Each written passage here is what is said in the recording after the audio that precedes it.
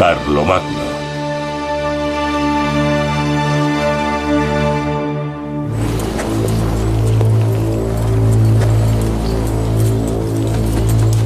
Carlomagno logra alcanzar la principal reliquia de los sajones, el legendario Irminsul.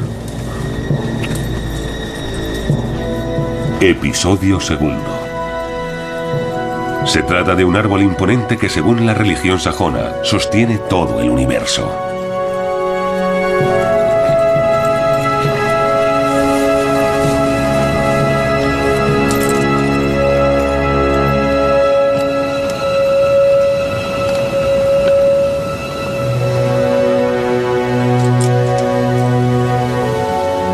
Traed las antorchas. Majestad, con permiso. Este es el lugar más sagrado para los sajones. Irminsul es la unión directa con sus dioses. No es una pequeña iglesia construida por los hombres que puedan reconstruir después.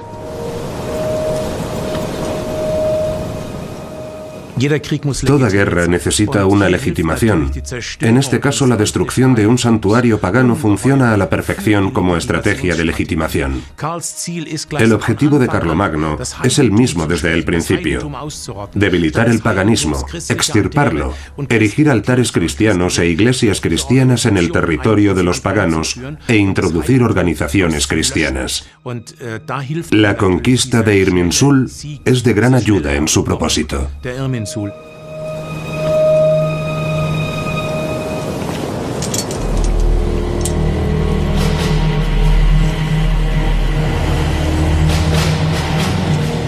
Prendedlo.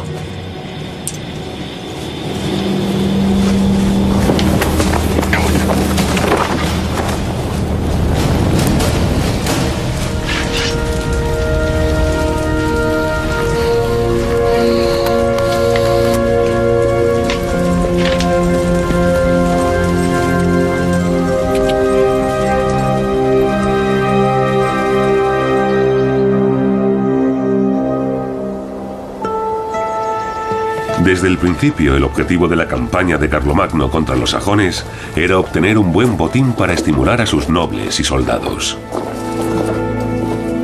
En los bosques sajones se encuentra con una cueva sacrificial oculta.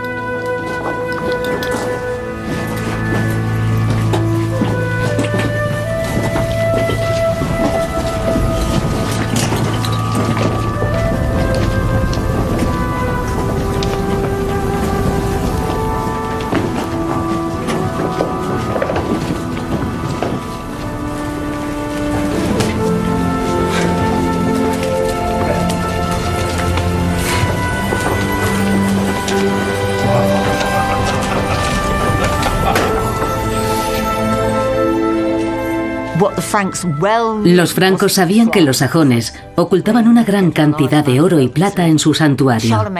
Carlomagno necesitaba un buen botín en el 772 para reforzar su poder y conseguir sacar a sus sobrinos de Lombardía. Todo estaba relacionado. Las diferentes campañas estaban conectadas entre sí. Al mismo tiempo, muy lejos de Sajonia, el Papa Adriano toma una decisión.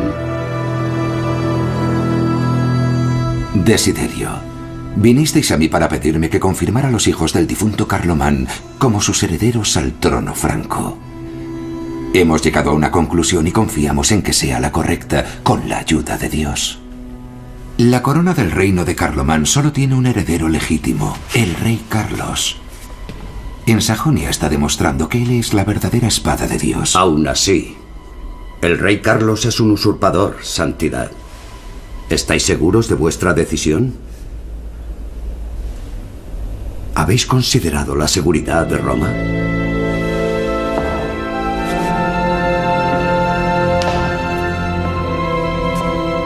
¿Me estáis amenazando, querido Desiderio? Mi decisión es irrevocable.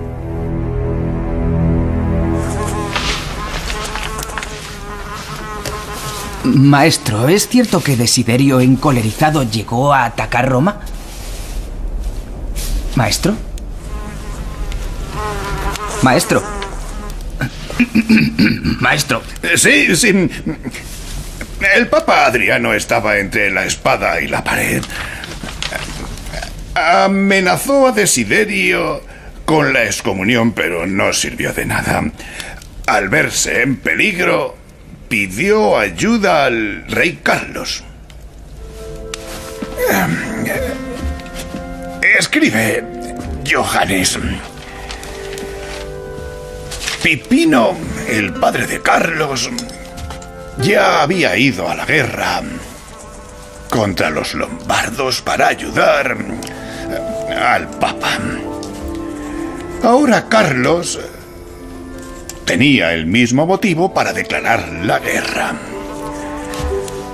Sin embargo, en esta campaña se encontraría con mayores dificultades y el resultado también fue diferente. Es probable que en el año 773 o 774 la idea de una guerra contra los lombardos tampoco fuese apoyada por todos, sobre todo porque la reina viuda Gerberga, la cuñada de Carlomagno, se había refugiado allí con sus hijos y seguramente contaba con apoyos entre los notables francos. Yo diría que la guerra contra los lombardos requería algo más de preparación y poder de convicción que una campaña de verano contra los sajones, que podía emprenderse casi sin riesgo.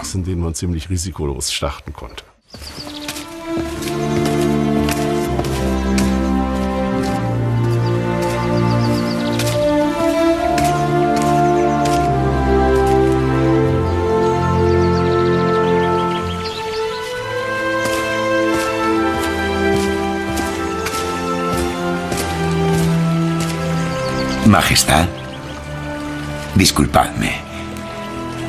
Acaban de informarme de que estabais aquí. He venido sin avisar. ¿A qué debemos el honor de vuestra visita?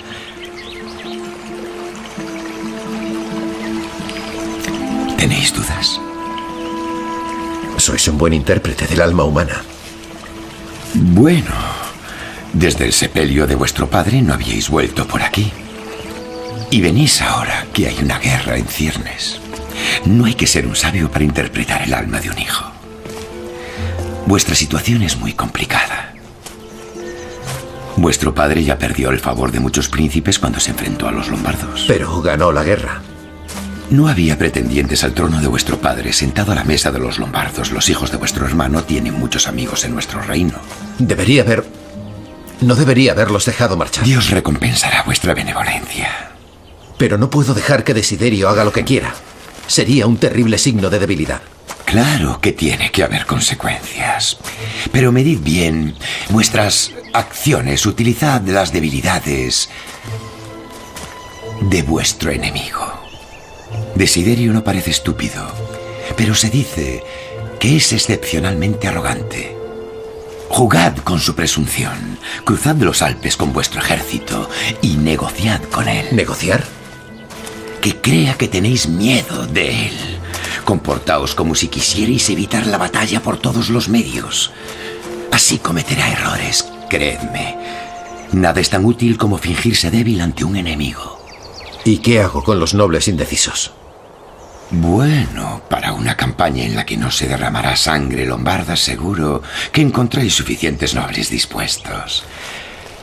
Y cuando ya estéis en ruta y Desiderio desprecie vuestro ofrecimiento de paz, todo será posible. Deberíais haber sido estratega militar. De cualquier manera, guío a los hombres a la batalla, aunque las batallas sean un poco diferentes.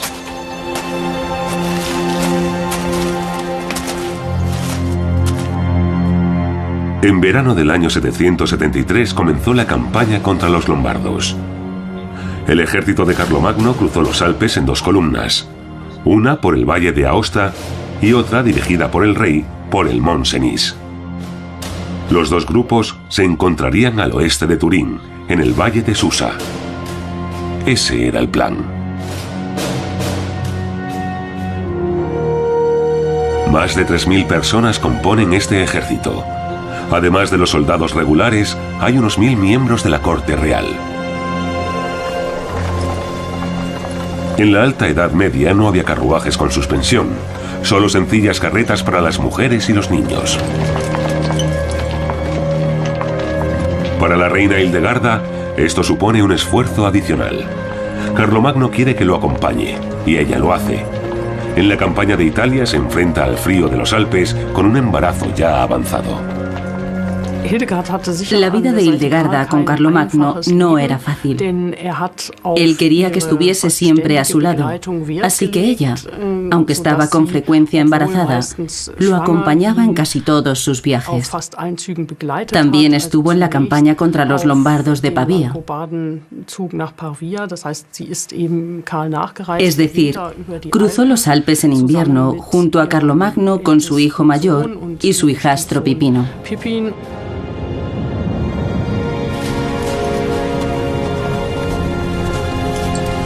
Cruzar los Alpes en la Alta Edad Media era una aventura muy peligrosa.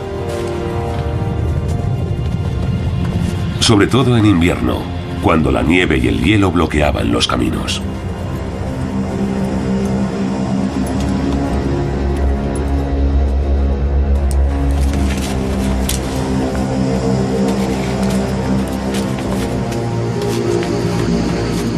En una ocasión, según la leyenda, un milagro salvó a los francos de una muerte segura durante un temporal inesperado.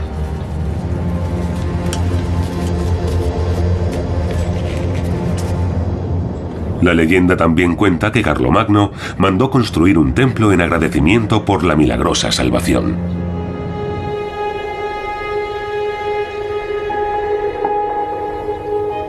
La pequeña iglesia de San Benedicto de Mals es uno de los pocos monumentos que se conservan de la era carolingia. Su fundador quiso inmortalizarse en un fresco, lo que nos permite saber cómo vestían los nobles francos. Este lleva una espada ricamente decorada. Se ha especulado mucho sobre su identidad, y las teorías van desde un noble cercano al rey hasta el hijo de Carlomagno, Pipino.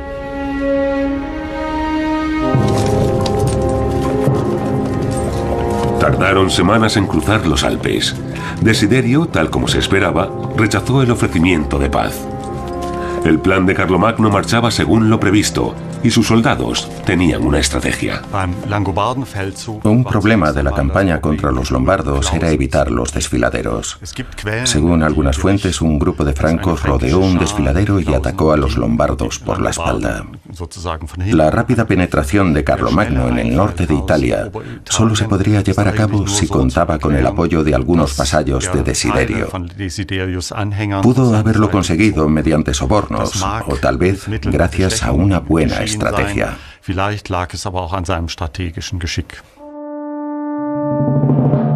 Los lombardos esperan atacar a los francos desde arriba en el desfiladero, pero no se dan cuenta de que hay otro destacamento de francos aproximándose por detrás.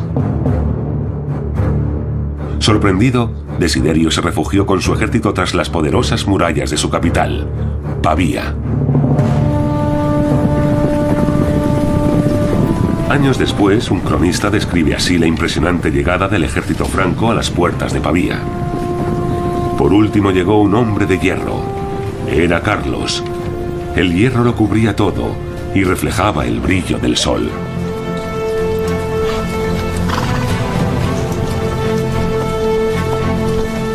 Pero los lombardos no se rindieron y Carlomagno decidió sitiar Pavía. Una misión peligrosa justo antes del invierno.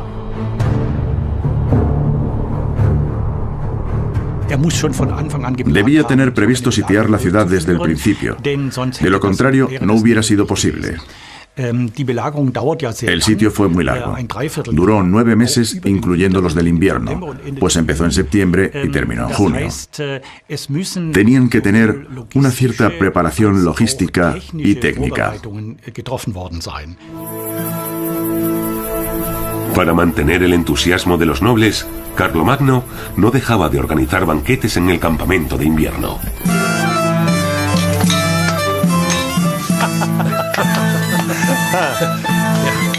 Ven aquí.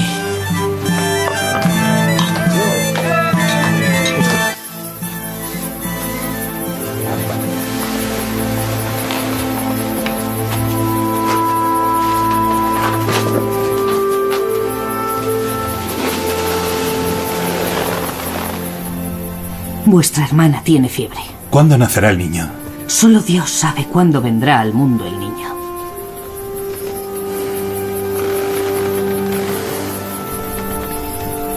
No te preocupes por mí, hermano. Estoy bien. No deberías estar aquí. Soy la reina. Mi deber es estar al lado de mi esposo. Ninguno deberíamos estar aquí.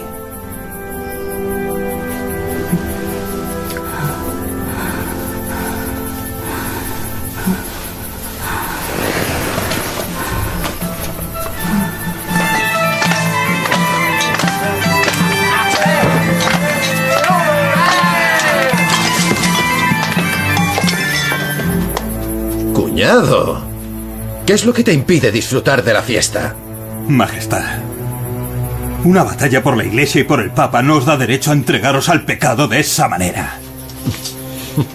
Bebe. Solo un buen cristiano ganará esta guerra. Y aquí no veo a ninguno. Mientras vos os divertís, mi hermana está sufriendo para daros un hijo en la tienda contigua. Cuidado con lo que dices. No seas aguafiestas. Y bebe con nosotros, Querol.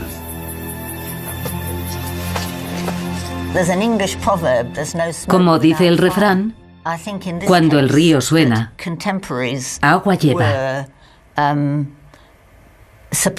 Los contemporáneos estaban escandalizados por el número de amantes que tenía Carlomagno. No había pasado ni 10 años desde su muerte cuando se empezó a decir que estaba en el infierno, donde una bestia le mordía los genitales para castigarlo por... Bueno, está claro por qué lo estaba castigando.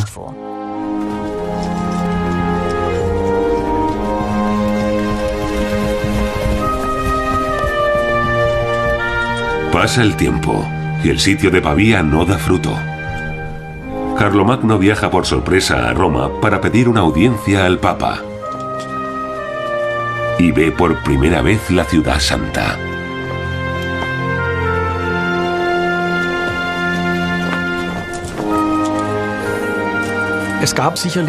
Carlomagno tenía mucha curiosidad por ver la famosa ciudad de Roma. Sabemos que durante la Alta Edad Media, los europeos del norte mostraban un gran interés por Roma, donde viajaban con la esperanza de ver edificios de piedra mucho más grandes que los que había en sus países.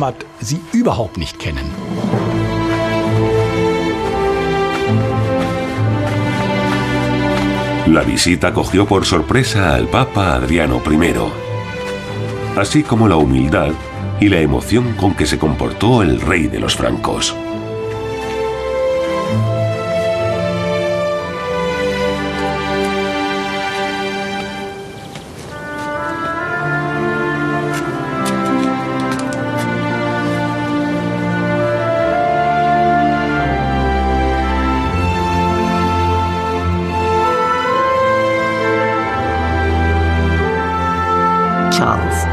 Carlomagno necesitaba un milagro. Se presentó en Roma y empezó a subir la escalinata besando cada escalón. Entonces abrazó al Papa y le ofreció el brazo izquierdo. El Papa lo tomó con el brazo derecho y lo acompañó al interior de San Pedro. Tuvo que ser una experiencia muy intensa. Entrar en la Basílica de San Pedro y sentir toda la espiritualidad del lugar es algo que Carlomagno no olvidó en su vida. Carlomagno quiere la bendición papal para su campaña contra los lombardos. Para eso le regala una pequeña parte de su tesoro. Siguiendo la tradición instaurada por su padre, se presenta como protector de la Iglesia y renueva una gran promesa de donación ante Adriano I.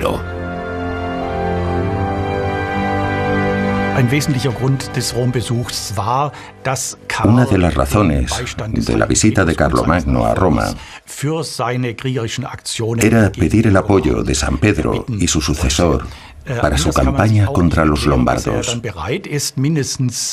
De lo contrario, no se explica su disposición a hacer una promesa de donación tan importante. Las regiones conquistadas a los lombardos pasarían a ser patrimonio de San Pedro.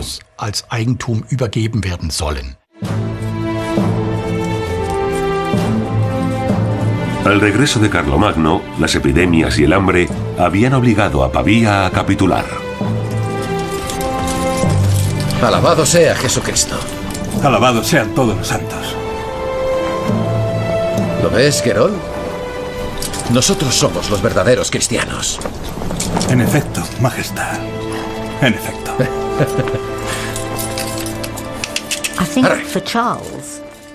Para Carlomagno,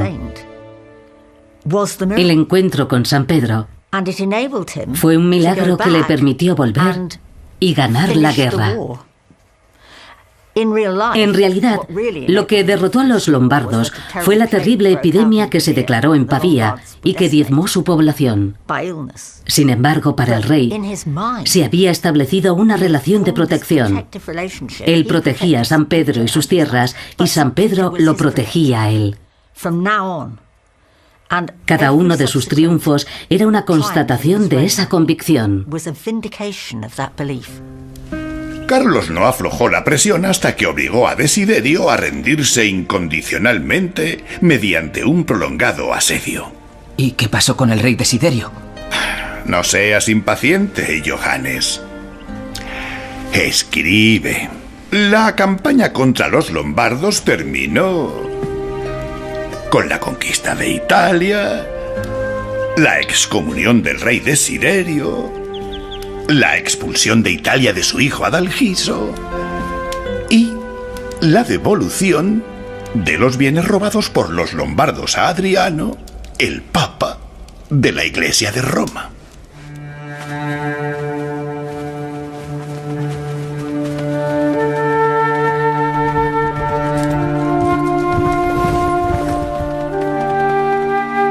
Gerberga y sus hijos, los herederos de Carlomán, cayeron en manos de Carlomagno tras la derrota de los lombardos y fueron enviados al destierro.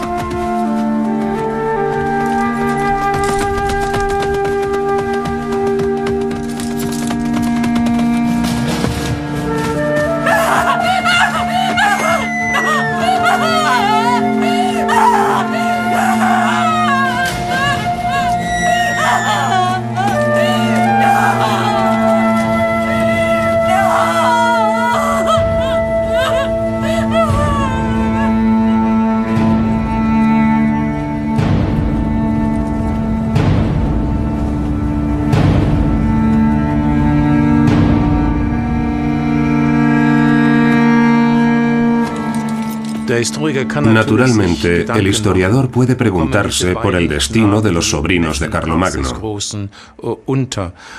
Y dado que no se encuentra rastro de ellos, es posible pensar que Carlomagno haya podido desear su muerte, que haya podido provocarla. Pero no hay indicios de que haya sido así. Además, los carolingios, a diferencia de los merovingios, no mataban a sus rivales. Aún así, esa opción no puede descartarse por completo.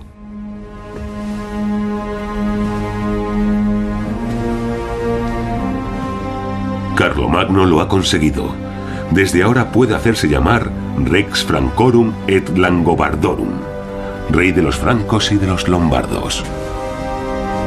Ya controla toda Europa occidental. Pero la paz todavía está muy lejos. Majestad, los sajones se han rebelado bajo el mando de Viduquindo. Están incendiando las iglesias cristianas. Mi corona.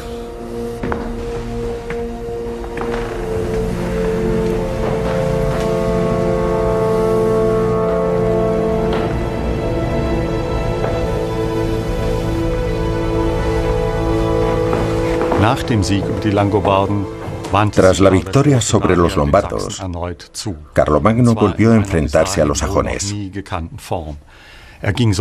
lo hizo de una forma nunca vista. Fue tan brutal que parecía que había perdido la cabeza. Eso demuestra que tal vez Carlomagno no aceptaba tan bien las derrotas como podría creerse leyendo a Eginardo.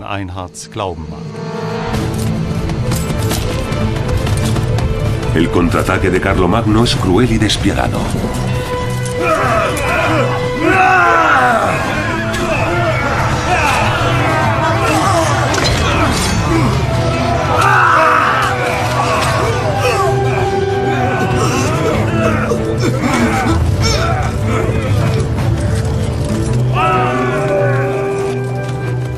Los guerreros sajones de Viduquindo no tienen ninguna posibilidad frente a los francos.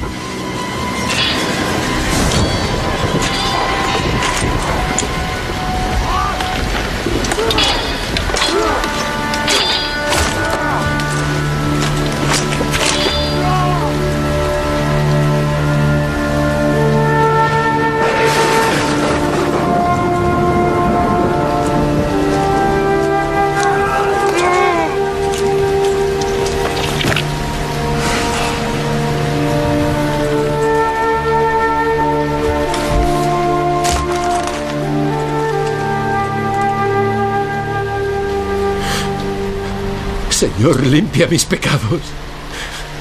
Ten piedad de mi alma y purifícala.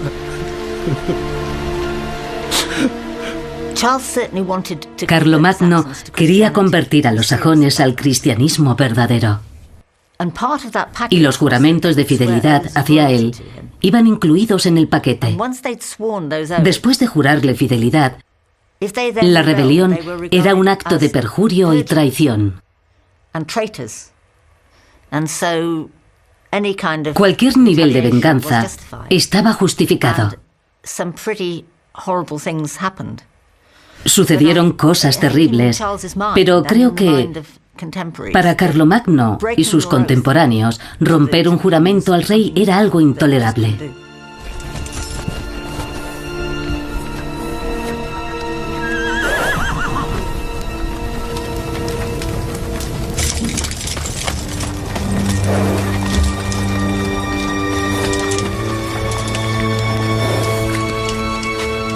El rival más fiero de Carlomagno fue el caudillo sajón, Viduquindo.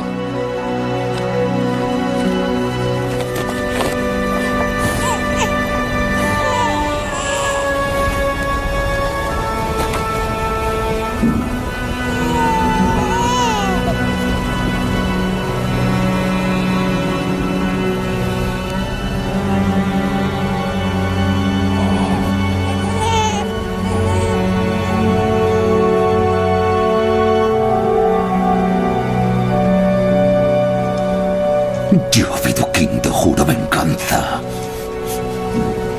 por todos los dioses.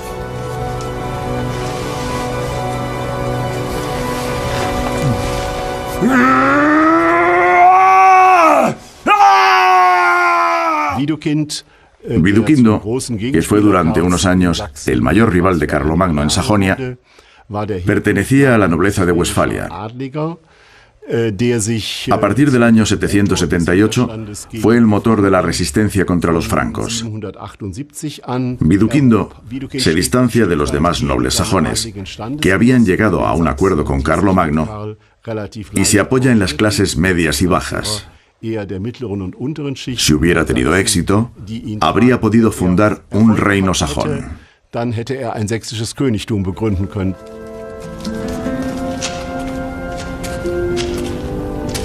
¿Conoces el refrán griego que dice: ten al franco por amigo, pero no por vecino? Todos temblaban ante la fuerza y la determinación del gran Carlos. Y con razón. En cuanto acabó con su victoria sobre los lombardos y los sajones, emprendió su siguiente aventura. Durante unos 30 años... estuvo en guerra casi ininterrumpidamente. Pero dejemos esto ahora. Vamos a comer con nuestro amigo el abad Santor, ¿de acuerdo? Tengo hambre. Sí, y yo... Previendo una victoria segura, Carlomagno se retira a su cuartel de invierno. Vamos, Roldán. Muestra de que eres capaz. ¿Eres un buen guerrero? Vamos, demuéstralo, ¿eh? Majestad, todos saben que sois invencible. Dejad que reine la clemencia.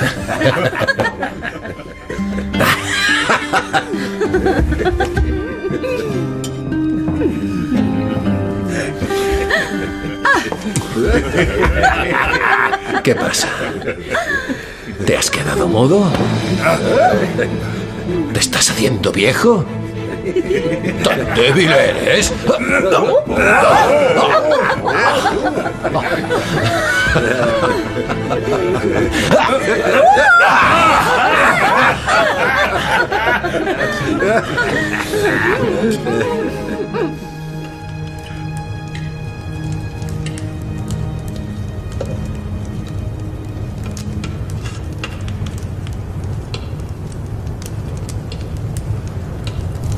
Pareces cansado.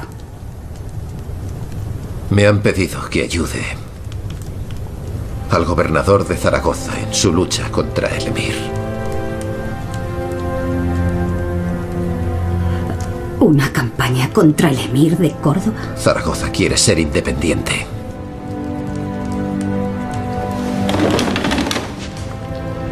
El gobernador me abrirá las puertas de la ciudad y yo conseguiré la victoria. Carlos, tus súbditos, tus soldados y tus nobles están cansados de la guerra y con permiso. Yo también lo estoy.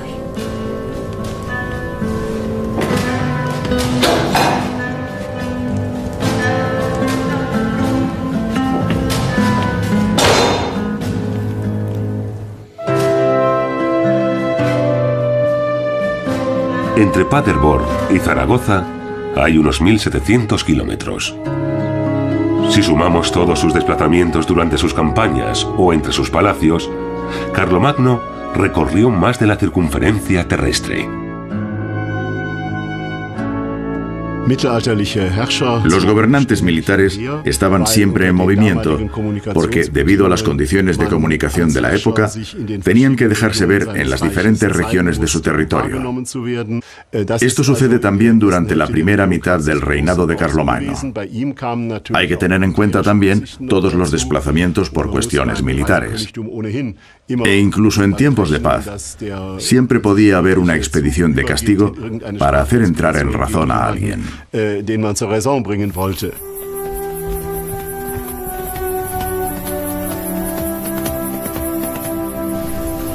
Estoy al límite de mis fuerzas. Pero me preocupo por ti. Has cambiado mucho. Dios sabe que el Carlos con el que me casé no era ningún cordero. Pero no estaba ciego de furia ni se hubiera metido en esta guerra incierta. Hildegarda, no tengo elección. Lo hago en nombre del Señor. Escúchame. Te lo ruego, no te vayas.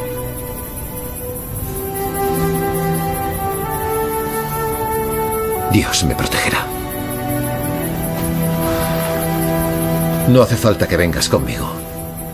Algunos de mis hombres te escoltarán en tu regreso.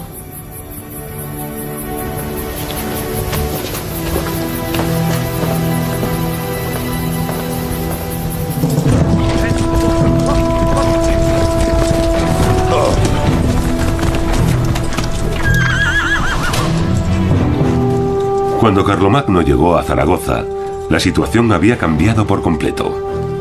El gobernador que le había pedido ayuda contra el emir de Córdoba había sido derrocado. Las puertas de la ciudad estaban cerradas.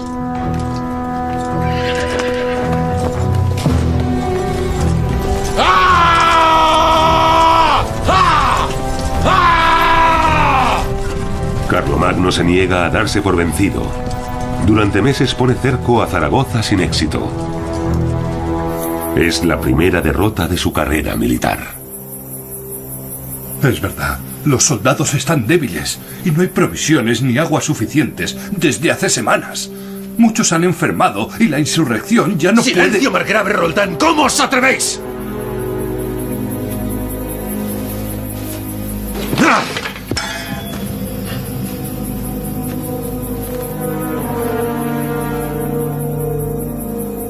desesperada es la situación. Las provisiones se han agotado y no queda nada en los alrededores. Los nobles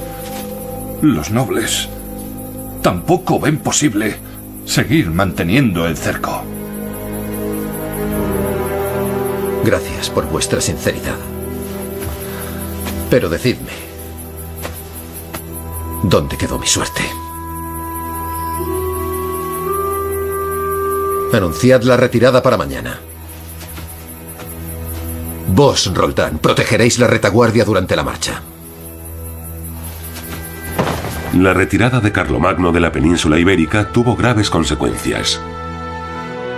Destruyó las defensas de la ciudad cristiana de Pamplona y permitió su saqueo.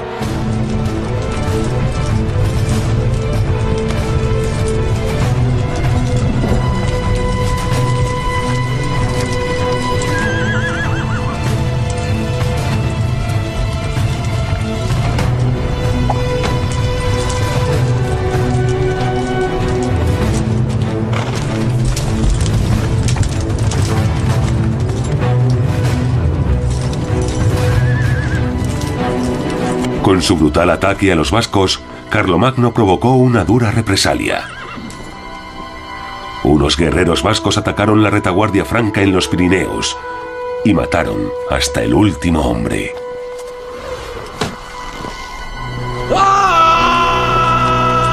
La muerte del margrave Roldán marcó el amargo final de la aventura de Carlomagno en la península ibérica. El ataque de los vascos fue el ataque de un pueblo cristiano. Debían de estar furiosos porque Carlomagno, tras el fracaso de Zaragoza, decidió saquear Pamplona. Saquear la ciudad cristiana de Pamplona fue una canallada, hay que decirlo. Por eso los vascos estaban tan furiosos. Un autor contemporáneo dice que la derrota fue como un nubarrón que cubrió el alma de Carlomagno para siempre.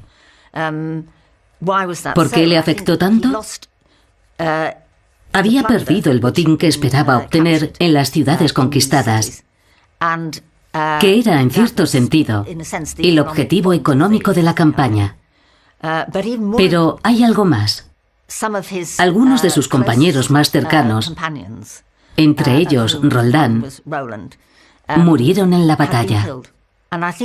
Fue un golpe terrible a la fe y al honor de Carlomagno. Vio morir a sus compañeros más cercanos, en los que confiaba. La campaña de España, y esto que quede entre nosotros, fue una debacle. ¿Alguien ha escrito sobre los errores de los césares romanos? No.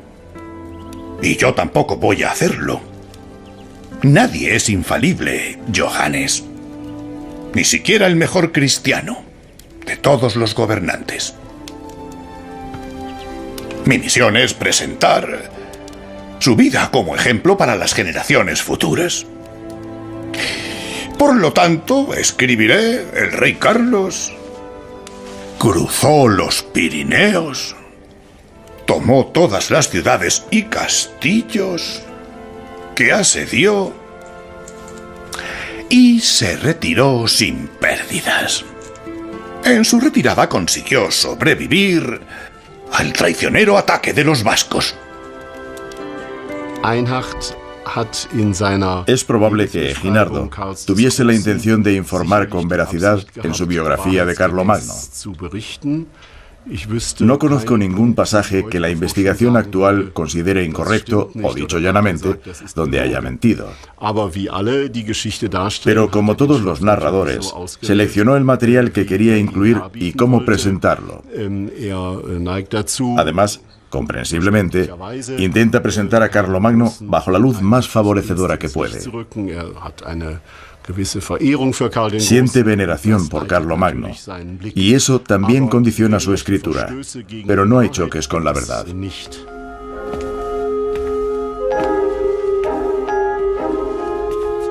Pero Eginardo no fue el único que silenció o reinterpretó la derrota de Carlomagno en España. Otros convirtieron la humillación sufrida en los Pirineos en una verdadera epopeya heroica. Un ejemplo está en el Cantar de Roldán. El manuscrito Stryker del siglo XIII, conservado en San Galo, ilustra esta historia. Las valiosas miniaturas muestran lo sucedido como una película.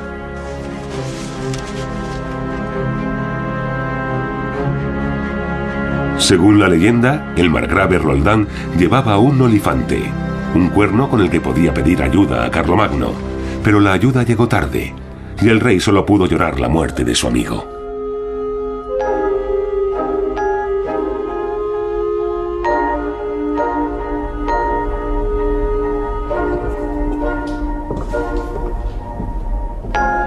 La redacción más antigua del Cantar de Roldán está en el manuscrito de Oxford del siglo XII. Es el texto originario de la historia épica. El filólogo Wolf Steinsiek lo ha traducido del francés antiguo.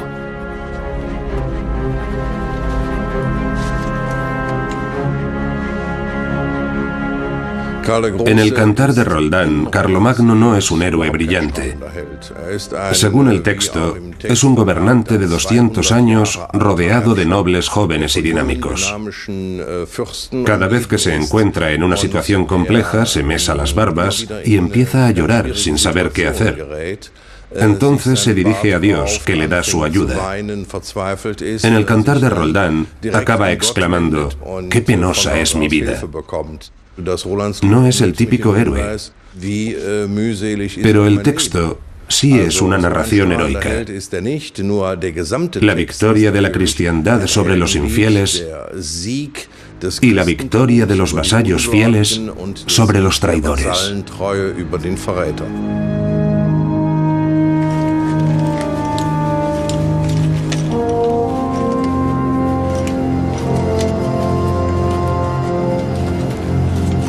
Mientras Carlomagno regresa de España, estalla una nueva rebelión de los sajones. Esta vez, los guerreros del noble Viduquindo aniquilan a los ocupadores francos.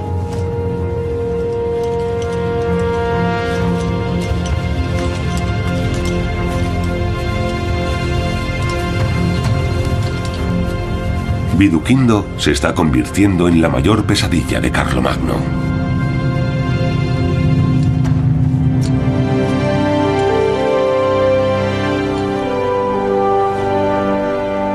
Ninguna otra guerra fue para los francos tan larga, tan exasperante y penosa. Hubiera sido posible ponerle fin mucho antes, de no ser por la traición de los sajones. Bien, maese Johannes. ¿Podéis continuar? Es difícil saber cuántas veces los sajones fueron asediados y se sometieron al rey. Cuántas veces juraron abandonar la idolatría y abrazar el cristianismo. Pero cada vez se dieron más prisa en faltar a lo prometido. Aquí nos quedamos. Sigue escribiendo. En esta guerra cayeron numerosos nobles francos y sajones, entre ellos los más altos dignatarios.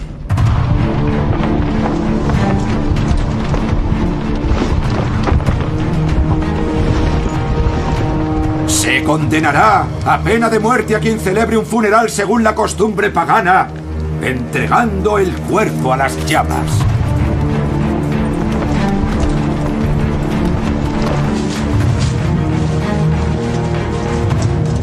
Y morirá quien ofrezca una víctima humana al demonio y, según la costumbre pagana, la presente ante los ídolos como ofrenda. Morirá quien tome por asalto y con violencia una iglesia o quien la entregue a las llamas. También quien asesine a un obispo, un sacerdote o a un diácono.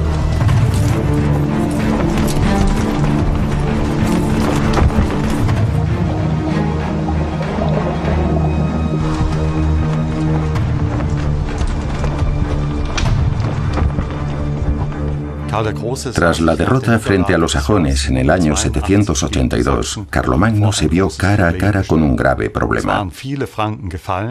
Muchos francos habían muerto y él necesitaba legitimarse. Como solo había conseguido una victoria, decidió adoptar una medida drástica. Mandó ejecutar a unos 4.500 sajones. Carlomagno tomó una medida ejemplar de una crueldad inaudita. Hizo llevar a Verden a los líderes de la insurrección sajona y los mandó decapitar y tirarlos al río. Hay que poner en duda la cifra de 4.500 ejecutados que se menciona en un pasaje de difícil lectura de los anales del imperio. Es una cifra muy alta y por experiencia sabemos que en las fuentes medievales se exageran las cifras de los sucesos militares. Lo que no se puede negar es que se produjo una gran masacre con un número de víctimas muy elevado.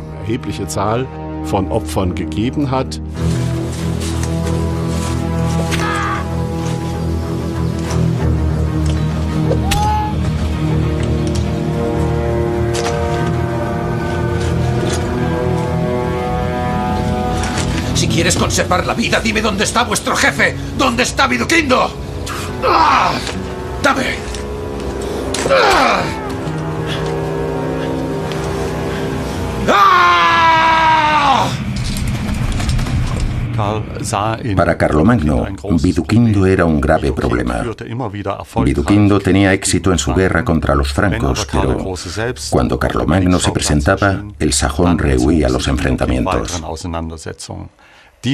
Ese comportamiento resultaba muy ofensivo para Carlomagno, ya que consideraba esa forma de guerra como un desafío personal, por no decir un insulto.